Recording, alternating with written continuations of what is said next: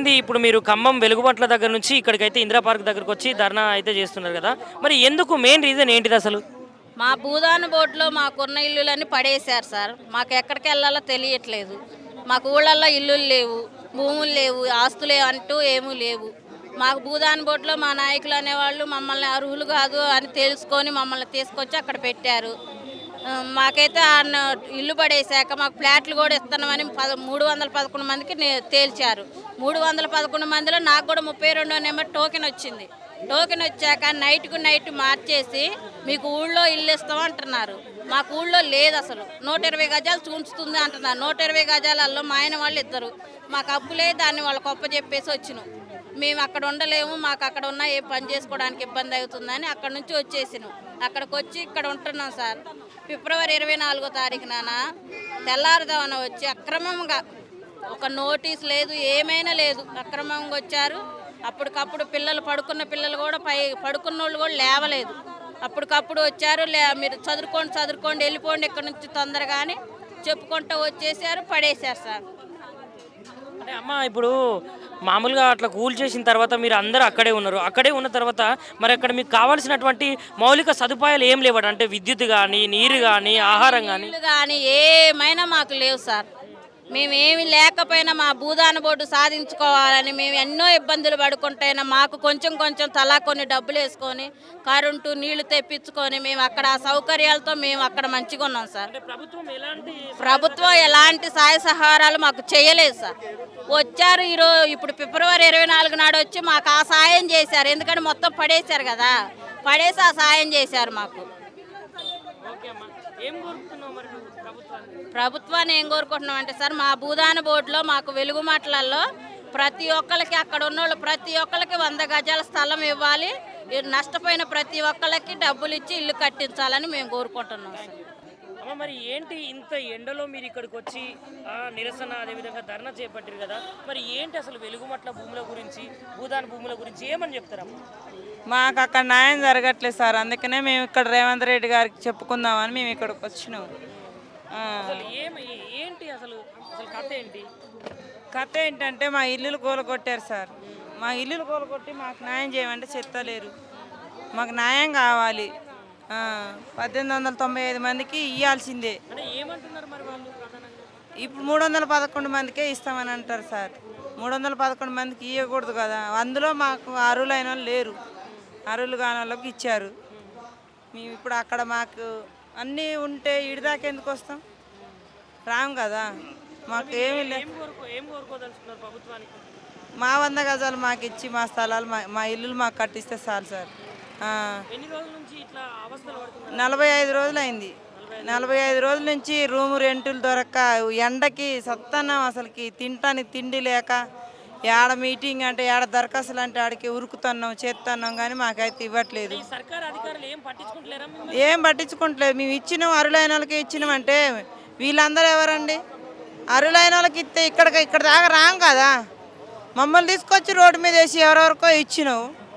మాకు అసలు ముందు ఇల్లు కూలగొట్టతోనే వచ్చి అందులో ఎవరున్నారు, అరులైనోడు ఎవరు లేని వాళ్ళని చెక్ చేసుకోవచ్చు కదా. అంత పెద్ద పెద్ద ఇల్లులు కూలగొట్టి రోడ్డు మీద వేసినాం మమ్మల్ని.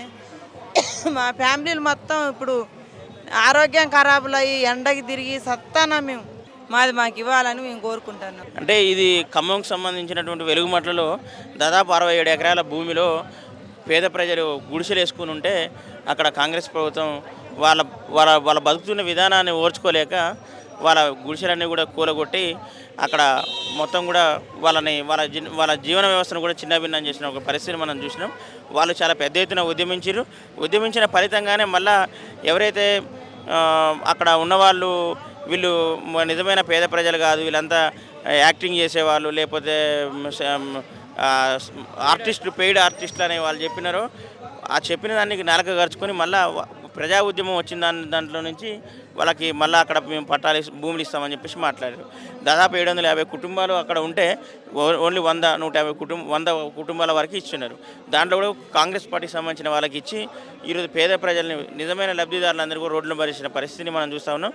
చాలా చిన్నపిల్లలు ఉన్న వాళ్ళు, వృద్ధులు, అదేవిధంగా కరెంటు లేని పరిస్థితి, అదేవిధంగా చాలా చిన్నపిల్లలు వృద్ధులు చదువుకునే వాళ్ళు ఈ పరీక్షల టైంలో మొత్తం రోడ్డు మీద పడిన పరిస్థితి మనం చూస్తా ఉన్నాం.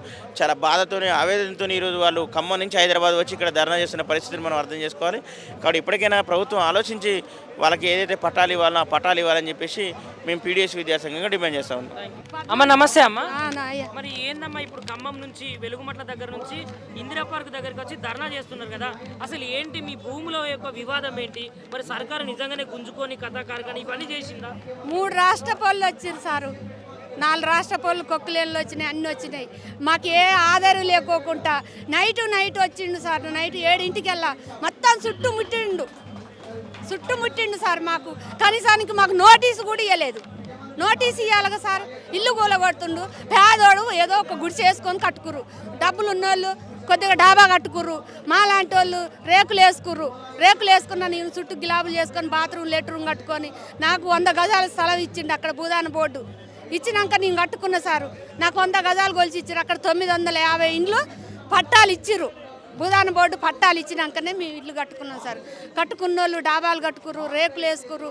మేమైతే మంచిగా పిల్లర్లు పోసుకొని మామూలుగా రేకులు సాగా కట్టుకున్నాం సార్. మా ఇల్లు ఈ 950 ఇండ్లు కూలగొట్టిండు సారు. అసలు కనీసానికి ఈ ఇల్లు కూలగొడుతున్నావు, ఇగో మీ ఇల్లు కూలగొడుతున్నావమ్మా, ఇగో ఇది ఇస్తున్నా నీకు ఆదేరువు, నీ ఇల్లు పోయినా కానీ నీకు ఇల్లు కట్టిస్తావమ్మా అని మాకు ఒక నోటీస్ ఇవ్వలే, మాకు ఒక స్లిప్ ఇవ్వలే. అప్పుడు జనాలందరూ ఏం చేసిరు మరి కూలగొడుతూ? జనాలందరూ ఉన్నారు సార్, అసలు ఏం లేదు. వేయలే పోలీసులు. ఒక 10 మందికి 20 మంది పోలీసులు తగిలితే ఎట్లా వస్తారు సారు? కొక్కులేను ఒక ఇంటికి 3 తగులుతున్నాయి కొక్కులేళ్ళు. ఒక్క ఇట్లా ఓడిస్తేనే 3 ఇండ్లు పడిపోతున్నాయి. అట్లా తగిలినాయి ఒక్కొక్క ఇల్లుకి. అంటే అట్లా కూలగొట్టినప్పుడు మీరు ఏడుస్తుంటే మీ ఆర్ధనాదాలు అనేటివి ఏంటంటే పెయిడ్ ఆర్టిస్టులు అంటే పైసలు ఇచ్చి ఇక్కడ ఏడిపిస్తున్నారు అనే ముచ్చట్లు కూడా గవర్నమెంట్ వాళ్ళు మాట్లాడారు కదా అంటారు సార్. మేము మా బాధ ఇల్లు కూలిపోతుంది కాబట్టి మాకు బాధ ఉండి ఏడుతున్నాం సార్. బాధ వస్తుంది కదా సార్. అది ఉట్టిగా కట్టుకున్నది కాదుగా, మా కాయ కష్టం చేసుకొని రక్తం మాసం ఒడుపుకొని ఇల్లు కట్టుకున్నాం సారు. ఇల్లు కట్టుకుంటే ఇప్పుడు నా ఇల్లు కూలగొడితే నాకు ఎంత బాధ ఉంటుంది. ఇప్పుడు రేవంత్ రెడ్డి అన్న ఇల్లు కూలగొడితే మీరందరూ ఊకుంటారా? బయట ఊకుంటారా? గవర్నమెంట్ ఊకుంటుందా? వాళ్ళ గోడ కదులుతుందా? వాళ్ళ బాత్రూమ్ అంతా లేదు. మా ఇల్లు ఈ 100 గజాలు ఆయన బాత్రూమ్ అందం లేదు. ఈ 3 మంత్రులు ఏం చేస్తున్నారు? వాళ్ళ స్థలం వాళ్ళకి కావాలి. ఇది మొత్తం పేదోళ్ళు అందరూ వెళ్ళిపోరు. మీకేం లేదని మా ఇండ్లు మొత్తం కూలగొట్టారండి. అంటే ఇప్పుడు కూలగొట్టినప్పటి నుంచి మీరు అక్కడ ఉన్నటువంటి ఒక చిన్న ప్రాంతంలో వండుకుంటా మరి మీకు కావలసినటువంటి మౌలిక సదుపాయాలు అంటే ఆహారమే కావచ్చు, కరెంటే కావచ్చు, లేదంటే నీళ్ళే కావచ్చు, ఇవన్నీ మీకు ఎట్లా వచ్చినాయమ్మా? సారు ఇంటికి ఒక 10 రూపాయలు, ఇంటికి ఒక 100, చేతనైనమ్మ ఒక 100, చేతగానమ్మ ఉంటే మా తలా ఇంతమంది 900 మంది కూడా ఇంటికి 200, 300 వేసుకొని కరెంట్ స్తంభాలు వేసుకురు సారు. మళ్ళీ ఒక సోలార్ పెట్టించుకొని ఇంటికి 1500 వేసుకొని సోలార్ తెచ్చుకున్నాం. ఆడితోనే నడిపించుకున్నాం సార్. అంటే చిన్న చిన్న పిల్లలు ఉంటారు కదా, ఇప్పుడు స్కూల్కి పోయే పిల్లలు, వాళ్ళు తప్పకుండా కరెంట్ అయితే కావాలి వాళ్ళు చదువుకోవాలంటే. మరి ఎట్లాంటి ఇబ్బందులు పడి ఉంటారు సార్? అసలు ఈ 10 సంవత్సరాల నుంచి కూడా కరెంట్ లేదు. ఈ కేసీఆర్ ఉన్న రోజులు కరెంట్ ఉన్నాయి సార్. ఫ్యాన్లు ఉన్నాయి, కరెంట్ ఉన్నాయి, అన్నీ ఉన్నాయి సార్. ఎప్పుడైతే ఈ 2.5 సంవత్సరాల నుంచి ఈ ఇండ్లు అయితే ఎప్పుడైతే కరెంటు పోయిందో, ఇప్పుడు పిల్లలు చదువుకుంటోళ్ళు కదా, ఒక్కొక్కరు మా ఇంట్లో కరెంటు లేదు కదా అని కిరాయిలో పోయారు సార్. కొంతమంది అయితే ఆన్నే ఉన్నాం. ఉన్నోళ్ళే ఉన్నది. వీళ్ళందరూ పోతురు వస్తురు సార్. వచ్చినా కానీ వాళ్ళ ఇంట్లో కాడ వాళ్ళే ఉంటారు. పిల్లగాళ్ళు అయితే బయటికి పోయి చదువుకుంటారు. పిల్లగాళ్ళు కూడా వస్తారు. ఈ కరెంటు లేకున్నా నీళ్ళు లేకోకుండా ఉన్నారు సార్, అందరు ఉన్నారు. అమ్మ, ఇప్పుడు నీ యొక్క బాధ, నీ యొక్క గోస ఏదైతే ఉన్నదో ఈ రాష్ట్ర ప్రభుత్వానికి, రేవంత్ రెడ్డికి నువ్వు ఏం చెప్పదలుచుకున్నావు? మరి ఆడ కూలగొట్టిండో సార్, ఆడ మాకు ఇల్లు కట్టియాలి. ఈ 310 మందికి ఇచ్చిండు కాబట్టి మేము కూలగొట్టిన ఇళ్ళకి, పంచనామా చేసిన ఇళ్ళకి మొత్తం ఇవ్వాలి సార్. మాకు ఎక్కడైనా ఏమి లేదు. ఏడన్నా పావుకుంటా కూడా లేదు సార్. మాకు ఉందని అంటుండే, ఎక్కడున్నదో చూపియాను. స్థలం తీసుకోని ఉంటే మా మీద కేసులు వేయవను, మమ్మల్ని స్టేషన్లు వేయవను. మాకేడన్నా స్థలం ఉంటే, ఉట్టిగా స్థలం ఉందంటే ఎట్ట సారు? ఏమి లేదు. 1 నెల ఉన్న వాళ్ళకి కూడా, అసలు 1 రోజు లేని వాళ్ళకి కూడా ఇచ్చిండు. మేము 10 సంవత్సరాల నుంచి ఉన్న వాళ్ళకి మాకెందుకు ఇయ్యడు స్థలం? మేము ఇల్లు కట్టుకున్నాము. ఇప్పుడు 10 లక్షలు నష్టపోయినాము. మా నష్టం ఎవరు కట్టాలి? నువ్వు కట్టవా? నీకు బాధ్యత లేదా? నువ్వు ఓట్లు వేయించుకోలేదా మాతోని? మేము ఎటు పోవాలా సారు? మా కాడక ఎంతమందో ఉన్నారు. వాళ్ళు సాయం చేస్తారా? ఇప్పుడు నువ్వు 1 రోజు వచ్చి సాయం చేస్తావు. మాకు సాయం చేస్తారా సార్? ఎవరన్నా చేస్తారా? మరి ఎవరు చేయాలి? రేవంత్ రెడ్డి అన్న చేయాలి. మా ఇల్లు కూలగొట్టిండు. ఎవడు ఇల్లు అయితే కూలగొట్టిండో వాళ్ళకి ఇల్లు ఇవ్వాలి సార్. మాకు ఇల్లు ఇవ్వాలి, ఇల్లు పట్టా ఇవ్వాలి.